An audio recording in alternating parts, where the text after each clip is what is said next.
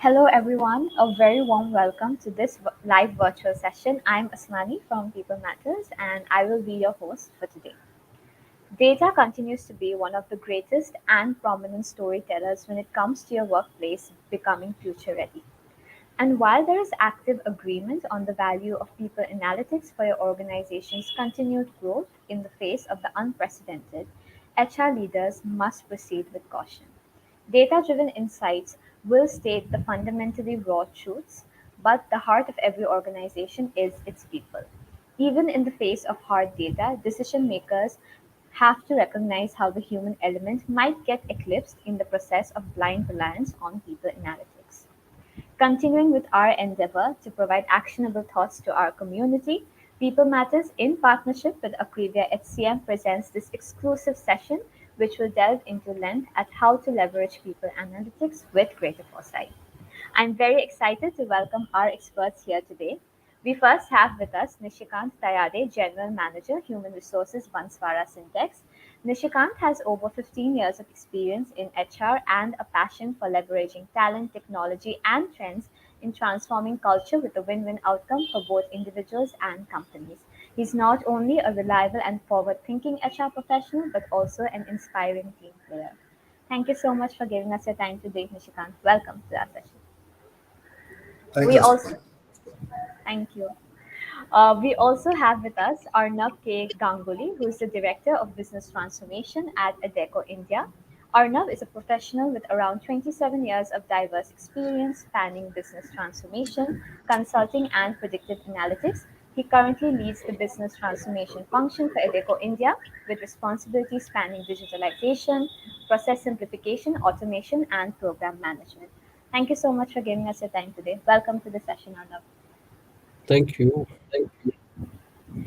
And finally, we have with us Ranjan Kumar. Ranjan is the digital transformation advocate for Akrivia HCM with an experience of over 15 years in learning, training, and development.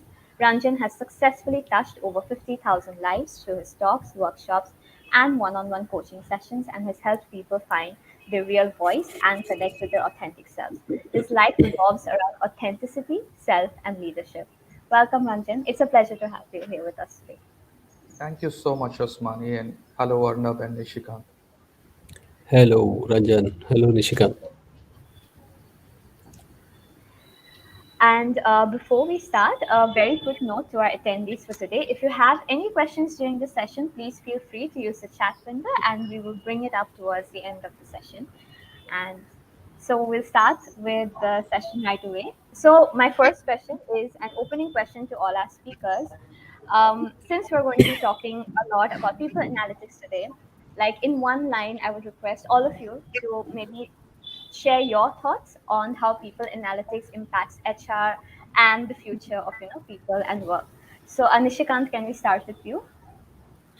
Yes, Mani, as you said that nowadays data is very critical in order to reach to business solutions or decisions. And as we all know, and as we all talk about that, human resource is the most critical entity of any organization. So any organization can take a competitive edge if uh, they could have a very good what you can say connect with their people, and they could understand that how could they retain and get the optimum utilization of their human resources.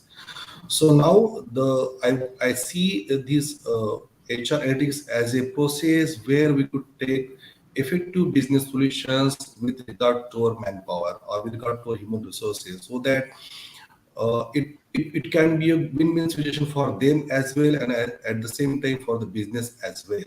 So however, we are in a very earlier stage of people analytics. We are growing, we are also learning how it is going to be effective, and it is yet to be matured at a level where we could see that okay, now it is really at a stage where we could reap out the benefits. So now this session, I hope that with the help of our other panelists, we'll be able to get more insight about HR analytics, how it works. So I'm really looking forward for this webinar, Asmani. Thank you for sharing that, Nishikant. Arnav, would you like to share your thoughts on people analytics? Sure, Asmani. So, uh, see, all of this analytics and prediction, etc., works on large scale data.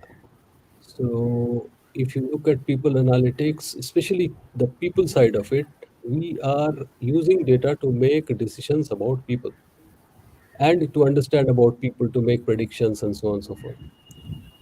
That being the case, we need to be very careful about the use of data. First of all, we should know that, or we should be aware that the data sets that we use for building all these predictive models, etc., need to be unbiased. That is very easily said and very difficult to do.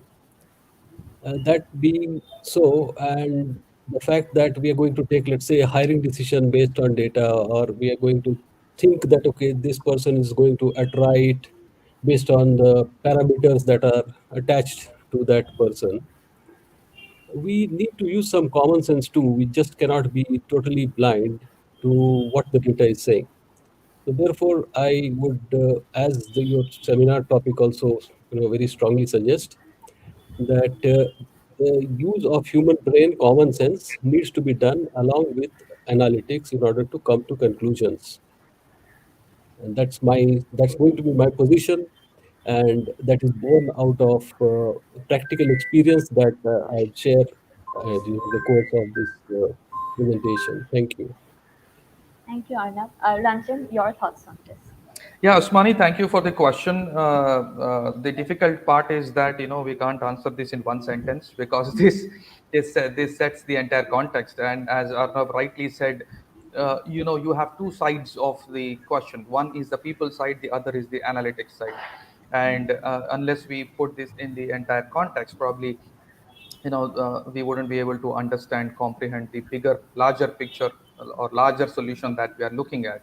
And most importantly, the world is moving at such an exceptional pace today that, and it's only going to become faster as technology is evolving at this high speed level, which means that HR not only needs to prepare to face them, but also needs to help their workforces and their leaders respond to the needs of the business and to the demands of the marketplace, and to be able to foresee the fast growing changes in related to the technology as well.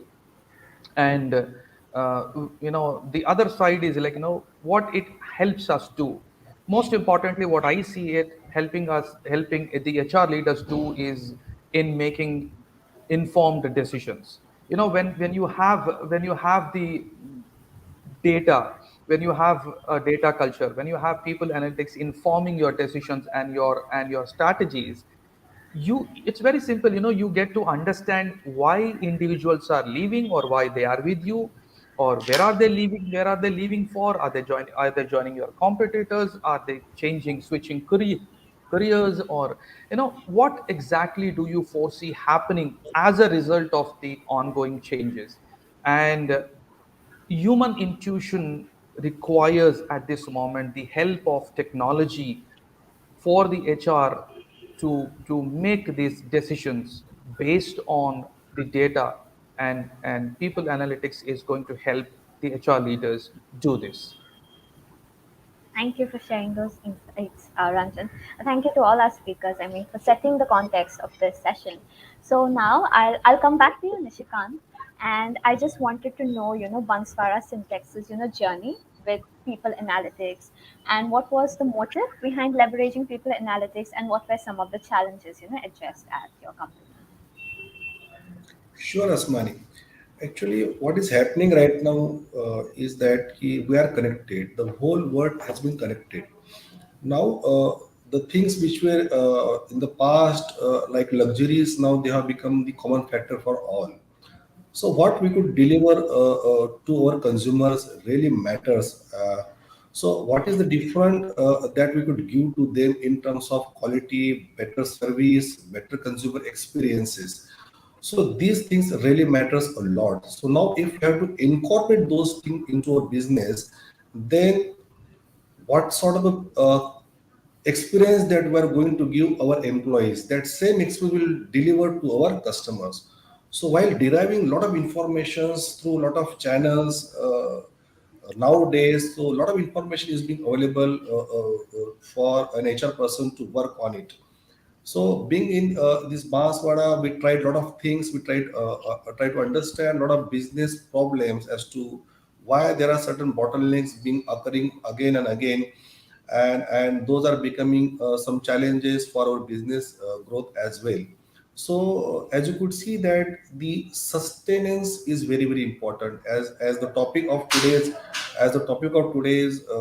webinar is also key people and analytics through sustainable growth.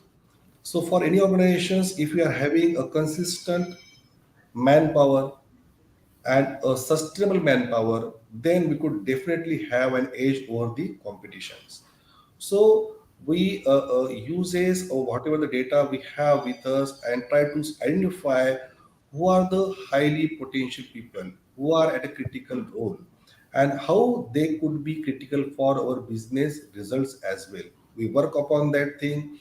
We develop a skill matrix for them and a competency matrix for them, identify the gaps, what actually we are looking for, not right now, but also in the changing environment of business as well. So, what sort of competitive competencies would be required in next 3 to 5 years, and what are those gaps?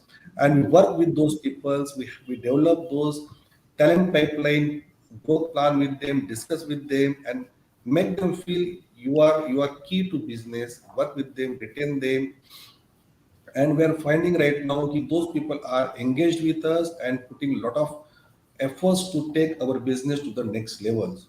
So these are some of the challenges that we are dealing with right now, and I hope that this is the same thing that every organization nowadays face to retain their hippos, high potential employees, and giving them an environment where they could see their clear career path, clear career growth plan with them.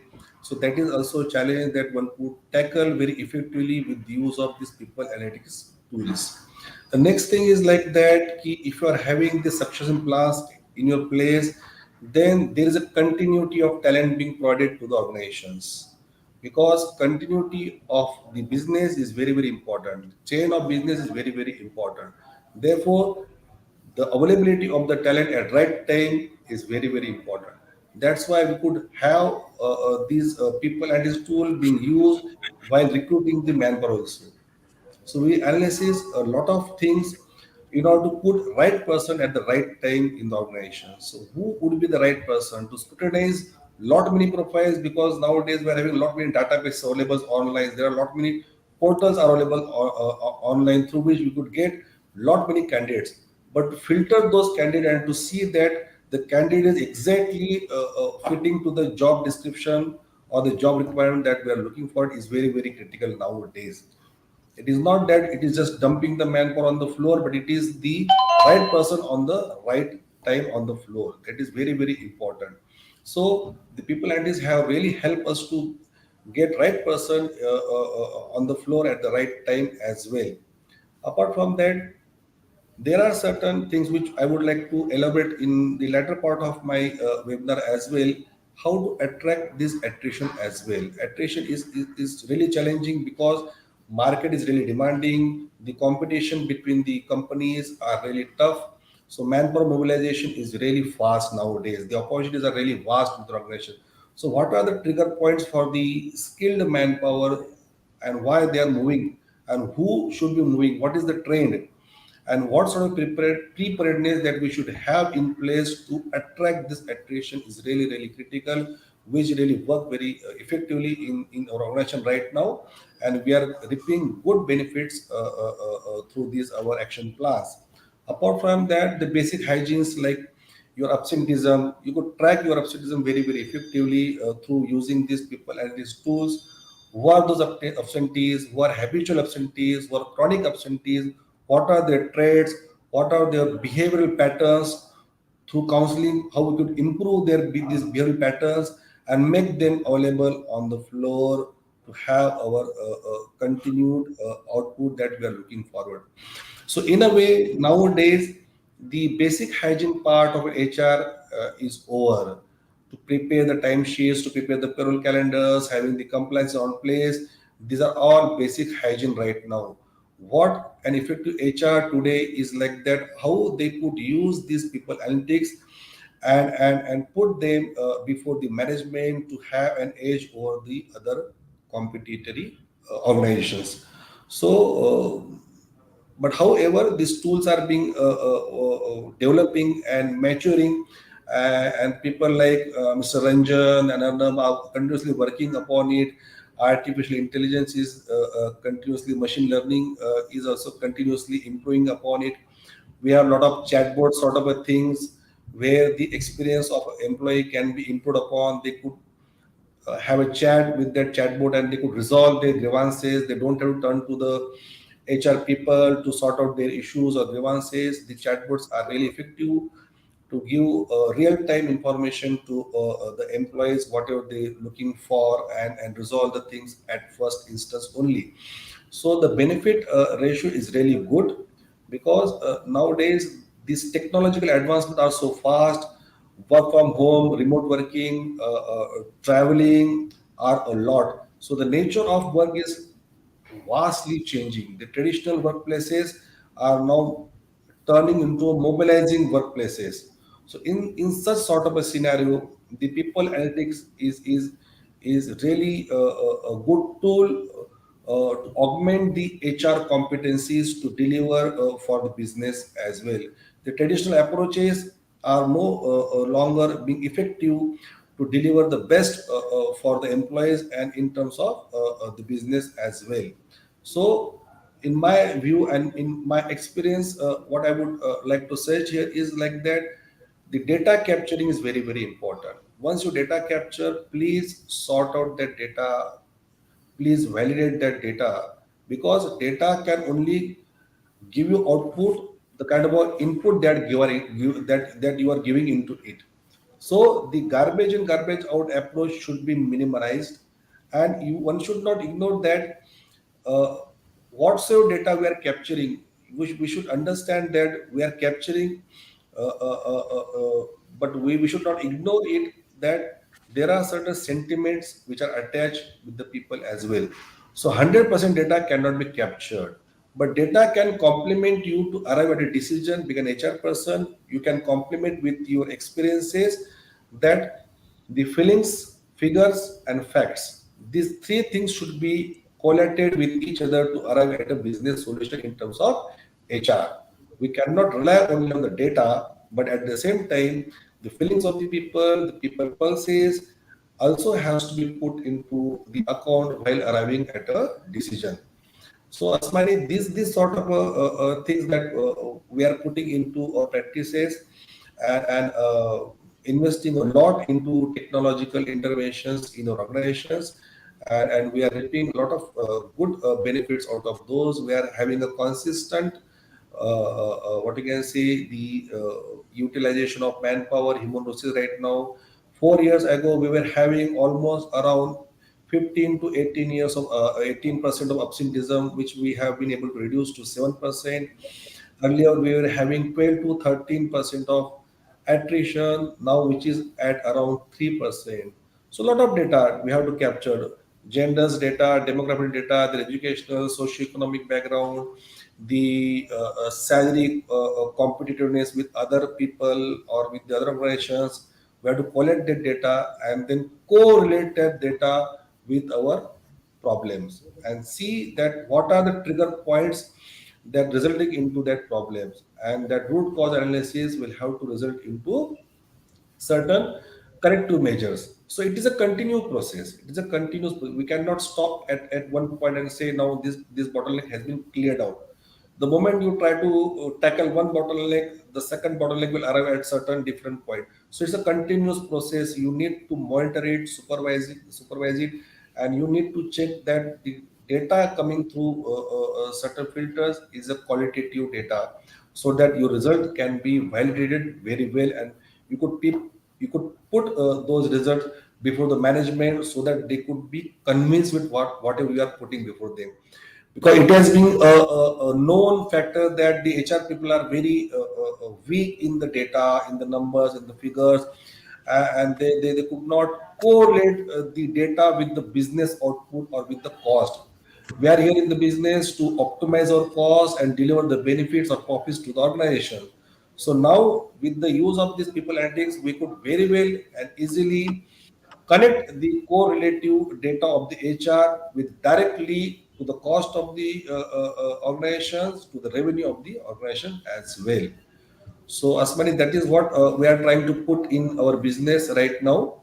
And there are different metrics that we use: time to hire, recruiting right candidate, cost per hire, early turnover, why this early turnover is there, and skill and competency metrics as well, and time since last promotions, why there is no promotion for this candidate from last 3 to 4 years, what are the bottlenecks, and revenue per employee, performance potential matrix also gives you the outlook of your organization, that how solid organization do you have in terms of your potential as well. The career path for the potential people, succession plan, excessive hour working, the work-life balances that must be disturbing for the employees, that we could optimize through this data analysis as well. So there are a lot of things that we could do with data if we have the consistently monitoring that data, and we could see that gradually you will see slight impact in your organization as well, through in terms of your cost and revenue. So that is what Asmani in Banswara right now we are putting this thing into practice. Thank you for sharing like such a comprehensive picture of how people analytics is being used as Banswara syntax, to target different sections of from succession planning, identifying high potential talents to even augmenting HR capabilities. So thank you for sharing that. And now, Ranjan, I would like to come to you, and we've already spoken at length about about the benefits of people analytics, but since you come from an organization that champions digital transformation and you yourself are a digital transformation advocate, I just wanted to also take your insights on what are some of the benefits people can leverage from people analytics.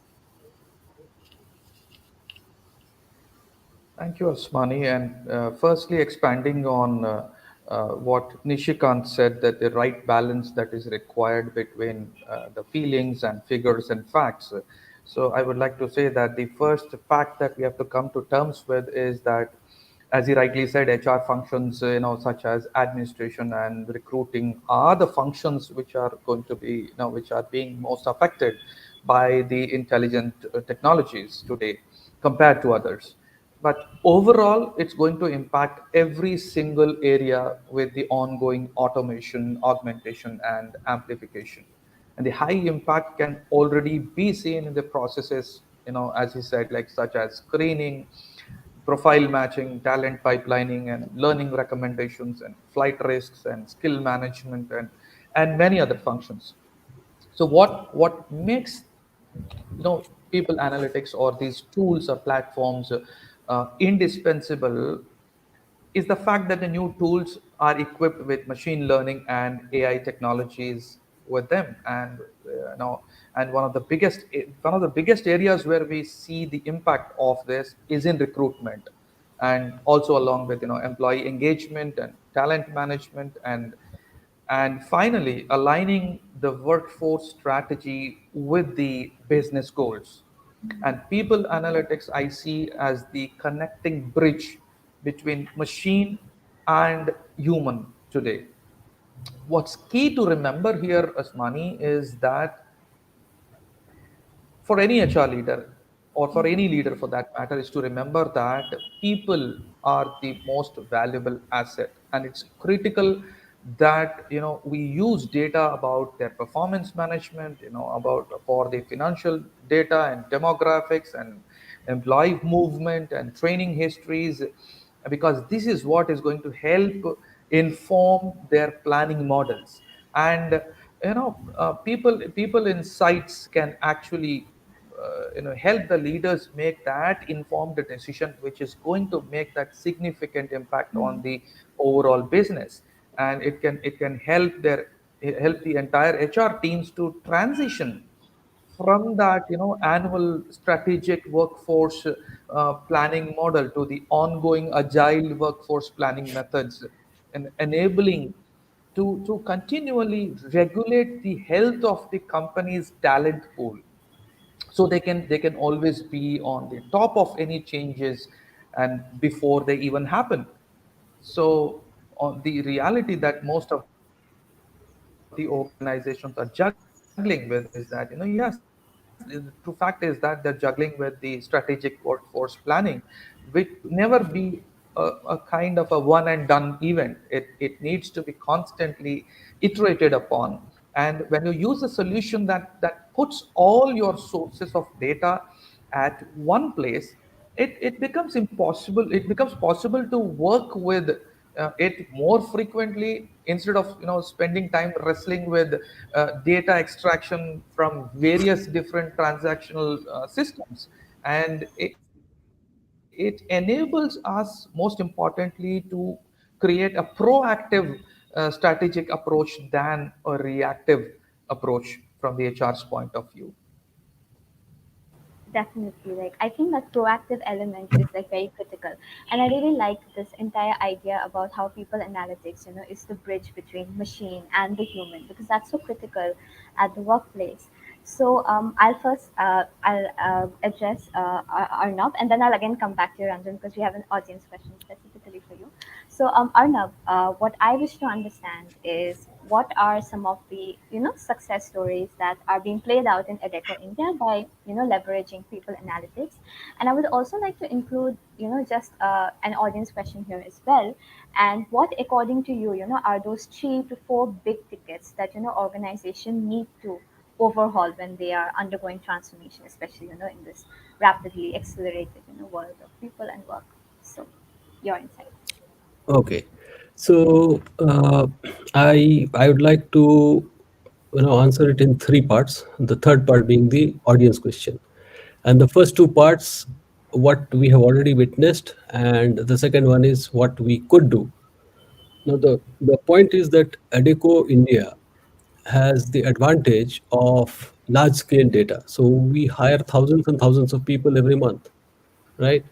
And we also have attrition of a few hundreds every month. And I'm talking of people that we place at other customer sites whom we refer to as associates, who are essentially our employees only, but they are working as an outsourced person for another company.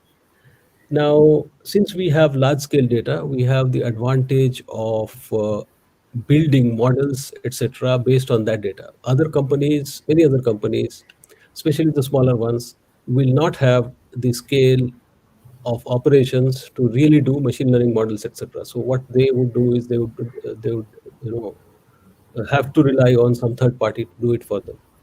But having said that, there are two areas which immediately come to mind, which are the use of data for people engagement. So that we are already witnessing the benefits of doing that. So for example, a simple, not a once, but a once in a quarter type of survey with a very specific and a targeted questionnaire, and then statistical analysis of the answers that we receive, including analysis of text that is received, because people write text also a lot of times instead of just answering tick marking 1 2 3 4 choice. So they do the choice also, which is easy to analyze actually. And the second part, the harder part, is the actual English that people write, which can also be analyzed today given the techniques in NLP and so on. Now, with that, we can use that data to gauge people's mood, to understand the engagement level, and to understand specific areas where people are getting disengaged or where engagement levels are increasing. That we are already doing. And we have already seen a beneficial effect on our attrition levels. Although I would say that we have still got a long way to go, as I think Nishikant ji started the discussion by saying that this is still a new field, and especially in India, I would say that it is definitely quite new. And if people are using social media, which most of us would be if they are on this call, then you notice that the moment uh, you browse something or you look for something, You start getting advertisements of that thing. How?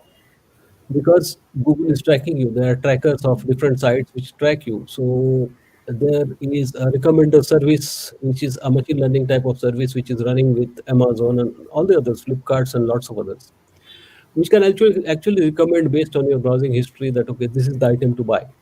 Now we could use a similar approach for large scale data on our hiring, on our attrition, both of them where we have large scale data.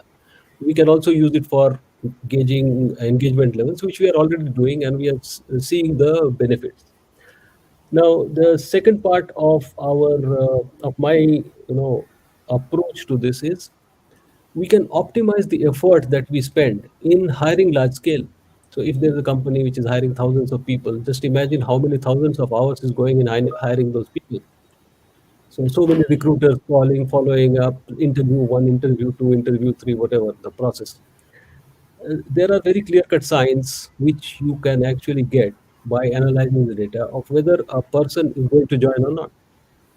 Now, I would not say that we have gained the level of understanding or the level of modeling required to actually exploit the data, but we are in the process of doing so, and very soon we will be in the process to optimize the effort that people put in into our data. Why should I interview somebody three times when I know that that person is not going to join me?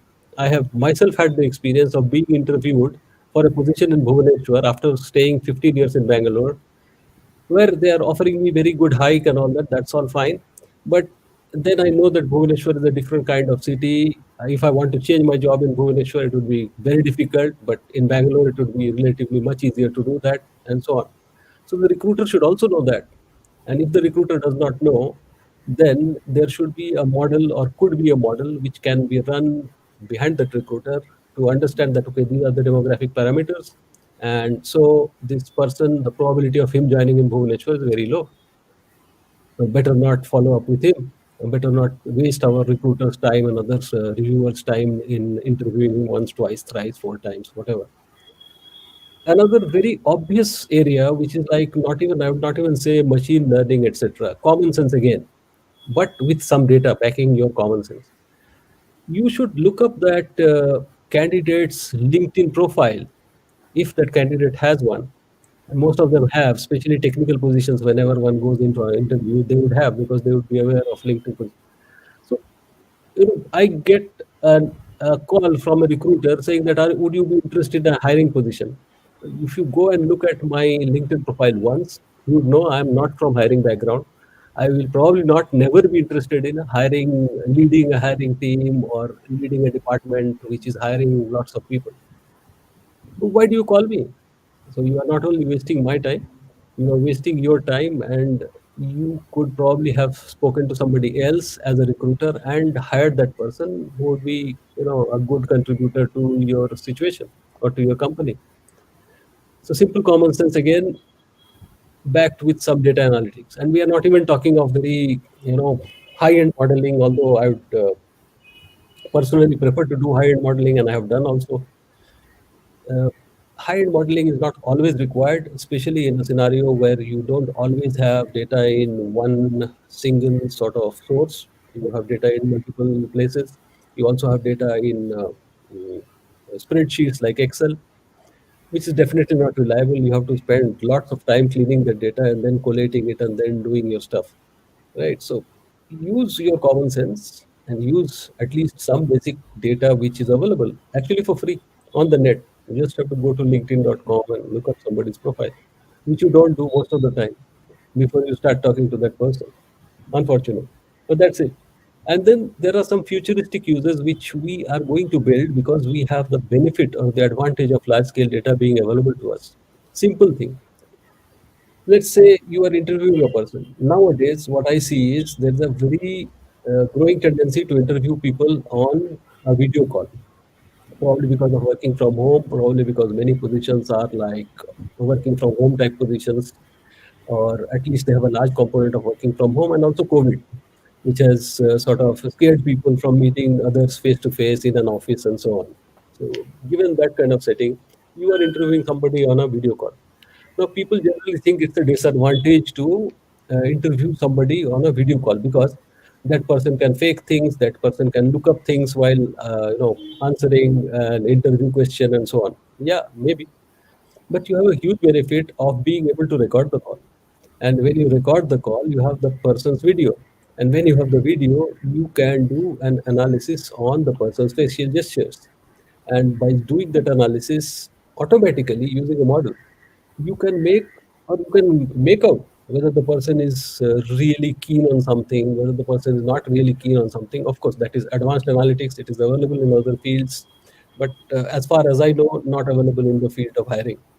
Probably because people or the organizations concerned who are working in this domain, they don't have or don't find the scale or the demand to create commercial applications to sell to other companies, or they create their own internal models which they never share with anybody. Why will they share? They have spent 1 million euros to build that model for themselves. So for the large public in general, it's not available. But for that company, it is available and they use it. We have not using that kind of thing yet, but there is every possibility of doing that. So that was my second part. The third one was your audience question, that what needs to change large scale in order to get to this kind of situation, right? I would say simple things. So let's start with the simple stuff first. And the simplest stuff is get people to learn about data. Simplest stuff. So when you join a company, you get a mandatory program on, let's say, conflict of interest, on insider trading. Everybody has to do those because those are mandatory. And if you don't do, you will get disciplinary action from HR, and you will have some negative thing riding on your head. Now, what I am saying is, when you can do that kind of program, introduce some simple upskilling programs on the data and the number front.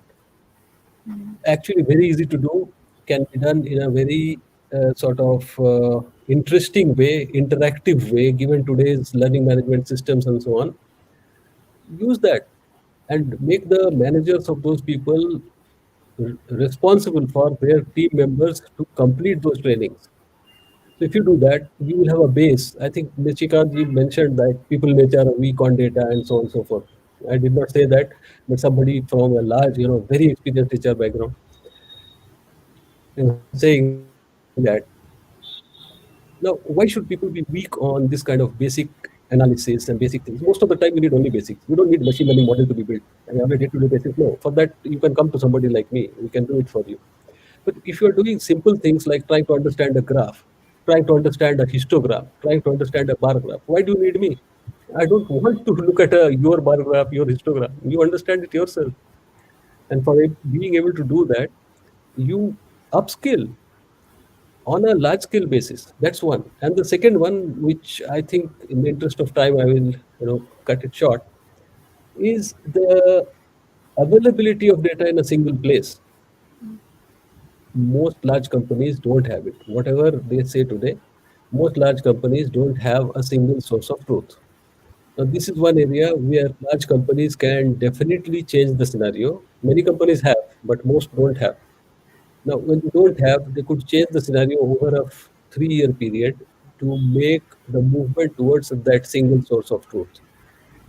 Encourage people to use that single source of truth. Encourage all managers, department heads, etc., to mandate that. That I will not look at your Excel sheet. If you come to me with an Excel sheet for making a report or reporting something, a graph or whatever, I'm not going to look at that unless you show me something which is coming from that single source of truth. You can rest assured I will not review. So since I will not review, after a couple of meetings, you will also understand, oh, this guy is very hard to deal with. He doesn't review anything, but only something from that central source of truth. You will automatically have to do it. You'll be forced to do it. And over time, you will have the possibility of doing larger scale analytics and so on. So I will limit it to that. Though, thank you, Arnav, for sharing that. Those are like very practical strategies, that organizations at different phases of of their growth Yes, can and implement Aswati, I and would like leverage. to add one more thing Yes, into it, yes. that as Arnab ji was saying, that there should be a data sanctity should be maintained. It should be come from a single source.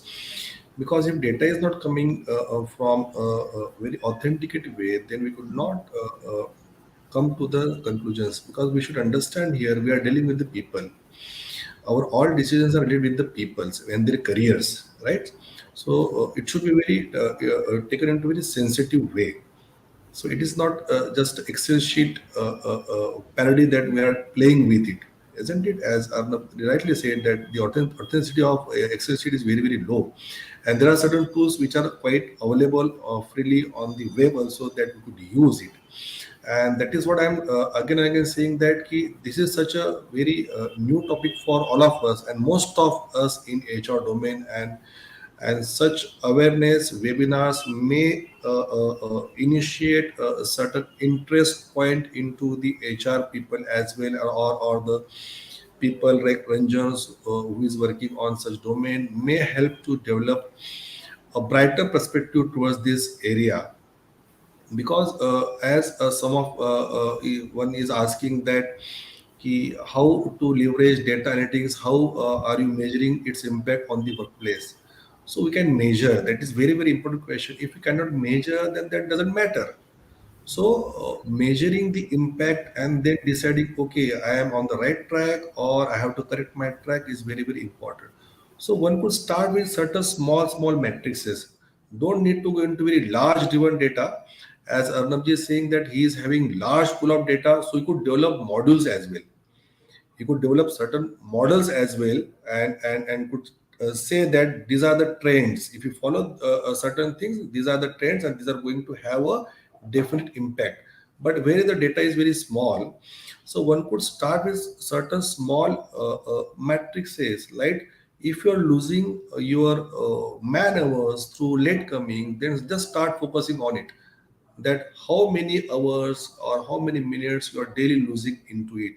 What sort of those people who are not having that habit of punctuality on time, and if you start working on it, if you start gaining those more minutes on the workplace, on the floor, you could see the results as well. So just start to develop some dashboards. And Arnabji is saying that we need to understand certain statistical fundamentals as well before entering into this domain, right? There are certain charts, pie charts, bar charts, histograms. Like there are different things are available through which we could effectively present this data if we continue monitoring it. So one has to prepare before using this tool. Okay, this can harm also to the organization, and this is at the same time could benefit also to the organization. So while using it, we have to be very very cautious as well. That is what I'm trying to just make aware the audience, that while using or before going to use this data, take a help from the expertise like Ranjanji or Arnabji, and just get well versed with the things before putting the things before the management, or getting into implement on the floor. Thank you for sharing that, Nishikant. Those are also like very important insights for our audience. So, before coming back to you again, Ranjan, I had like an audience question that was specifically for you, and I wanted to ask how people analytics can be leveraged in hiring and recruitment process. And while I'm asking you this question, I would like to add another audience question as well, and just wanted to could you share some beginner friendly steps that small and growing organizations can use to leverage people analytics data?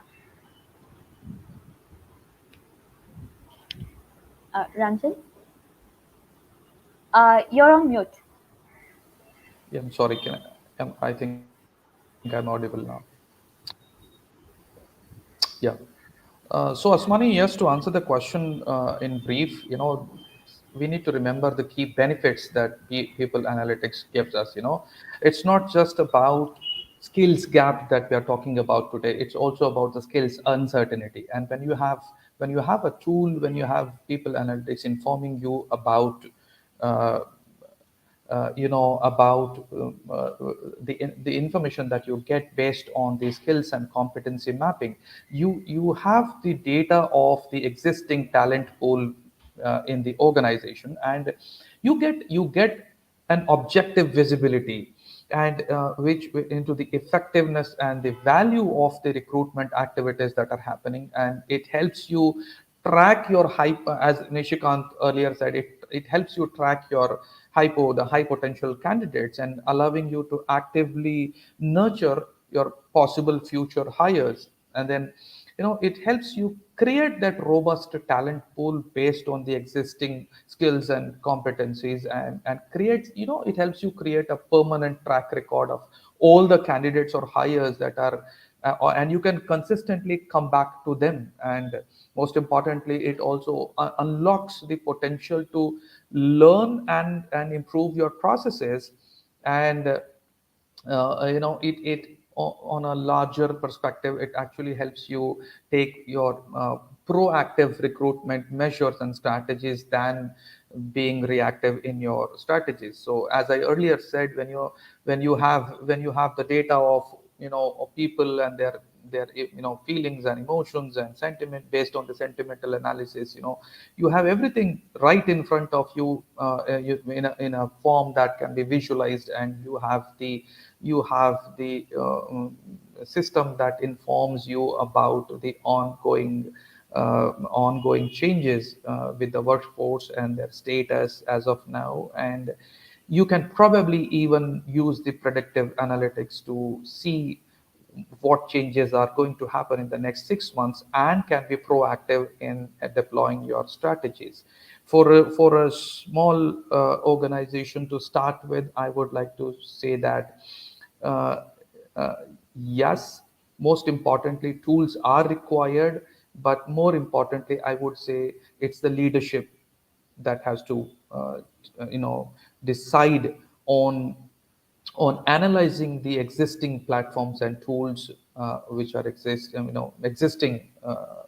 in the market as of now, and to see which fits their goals, and to plan as per their business goals in the forthcoming 5 years, and based on that, to decide which tool would be appropriate, not to bank upon a kind of a piecemeal approach of trying to trying to control the damage only in recruitment, but not focusing on the entire experience part of the employee.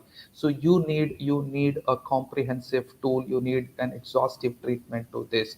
So probably there is nothing like a small or a big, because everybody in the next 5 years would be at a position where they would require to take their employee through a certain kind of experience which they want to be aligned with the kind of business goals they are projecting for their organization. So could I add just two sentences to what Ranjan is saying? See, for small organizations, I mean the relatively smaller ones which cannot invest a huge amount of front and so on and so forth, the cloud is your best friend. So Exactly. go for SaaS-based models, which is you can pay a subscription and you can use that software. And of course, cover your interests through the use of specific agreements and contracts, which ensure that your data doesn't get leaked or doesn't get misused by the company which is providing you the service. Usually, a well established vendor will not do that because they have huge businesses. Why they will cheat with your data when you are a small company?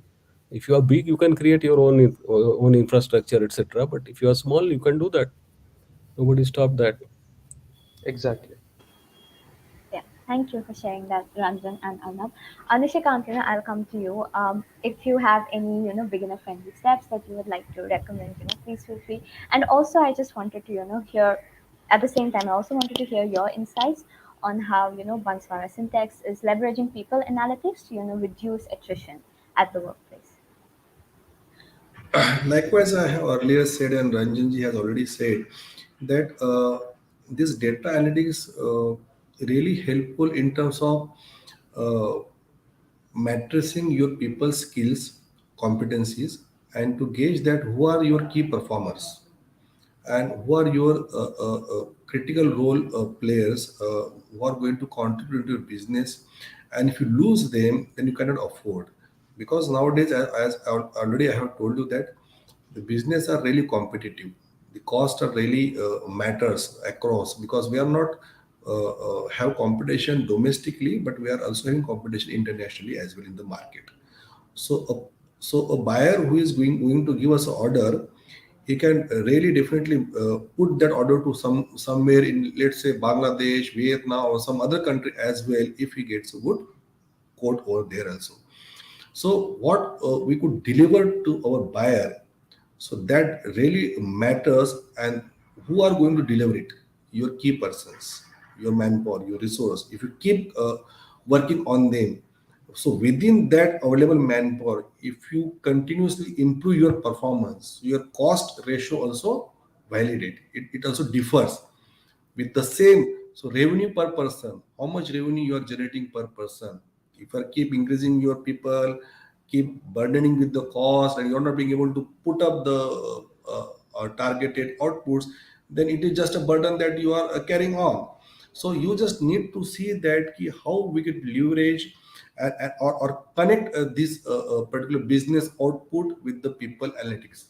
If you are going to do that, then that really going to help our businesses to grow, because cost is such a factor, very very detrimental factor. And that is why I'm trying to put again and again over here that this people analytics really would help us to have that to our advantage, rather than being a thing to compromise upon it, right? It can be really a thing where we could have an advantage. And that is what really we are putting right now. We are constantly focusing through this data analytics that how much we are producing, how much our people are engaged, and how we could have these job also being merged. Okay, if two people are doing the same job, then how could have with the technological interventions as well, or increasing their capacity skills, we could have that one person over there and we can utilize the other person at a different location as well also.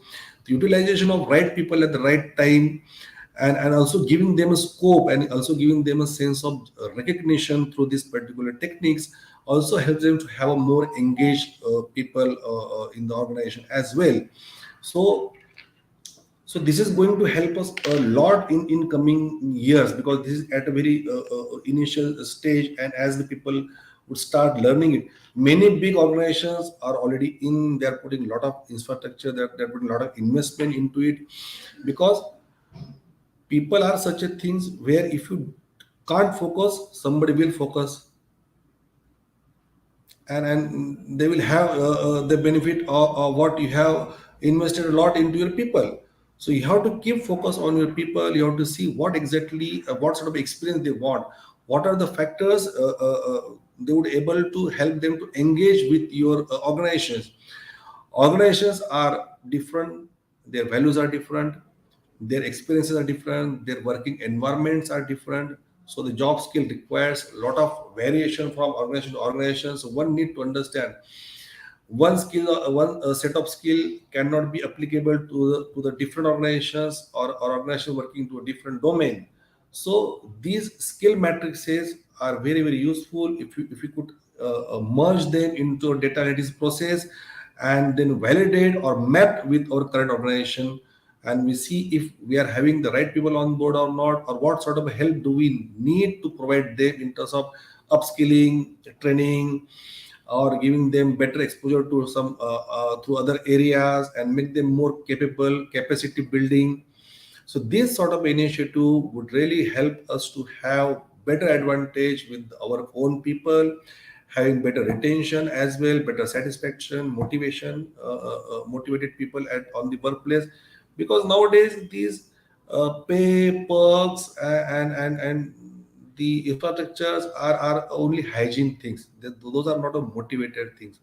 So but employee experience, how we deliver that experience right to their home as well, because it is we being the HR, the complete domain from right from employee, his or her family comes into our area of scope. So these experiences are really, really important, and these people analytics would really help us to enhance those experiences of our employees, thus making them more engaged and having on board good products at a minimum cost. Right, Mr. Ranjan? Yeah, fully agree with you, Nishikant ji. So Okay. one Yes, sentence yes. may I add, or if I Yes, am yes. not too intrusive to what Nishikant ji is saying. You know, today there is software available for relatively small cost. Say, let's say we are talking of $6,000, $7,000 in a year for licenses, and one license or two licenses can do the job that you are looking for. That software can actually work with your ERP, and it can analyze that in a given team. Let's say you have an operations team of 50 people working on producing output, whatever output, service or product. So it can actually analyze who in those teams is working or getting more work output on the fly. It's like every day at any point in time you can find out, okay, on this team Nishikanji is working more, Arnab is slacking. You can find that today. You don't have to wait for a report which you will generate at the end of 10 days, 15 days, and then call somebody from the data analytics department to do that for you. You can see that, visualize it right in front of your eyes. So if you use those kind of tools, and of course it assumes that you have some kind of a work management system in place, some ERP in place, etc., and people are actually making use of that. So you can actually optimize the cost, not only the cost, the retention, because you can immediately identify the people who are hardworking, more producing, etc. You can also identify development needs of people who require support. That can be done like almost on a everyday basis today. Unfortunately, only in Europe some governments are using and some companies are using, and we are still way behind in that scene. Thank you for sharing that, Arnab. So, in the interest of time, we would be wrapping up today's session. A big thank you to Nishikant, Arnab, and Ranjan for sharing your insights and sharing such practical strategies for leveraging, people analytics at the workplace. And I'm sure our audience, had to learn a lot from you. I had a very interesting and engaging conversation. So, thank you for sharing your wonderful insights. We would also like to, at this point, we would also like to extend our gratitude to our partner for this session, Akrivia HCM. They are a comprehensive HCM cloud platform to engage, enable, empower your workforce with a plethora of HR and talent solutions. So, once again, it's been a pleasure hosting everyone here, and thank you so much for sharing your time and your learnings with us. A big thank you to our audience as well. We'll be sharing a feedback link in your chat because your feedback matters, and stay tuned for more such sessions. Thank you once again. Thank you, Asmani. Thank you, Arnab Thank you, and Ashwini. Nishika. Thank you Thank so you, much. Thank Ranjan. you. Glad Thank to you, hear. Asmani. Thank Thank you, you, Raj. audience as well. And thank you, other participants of for this discussion. Thank you. Thank you. Thank Thank you you, so everyone. much.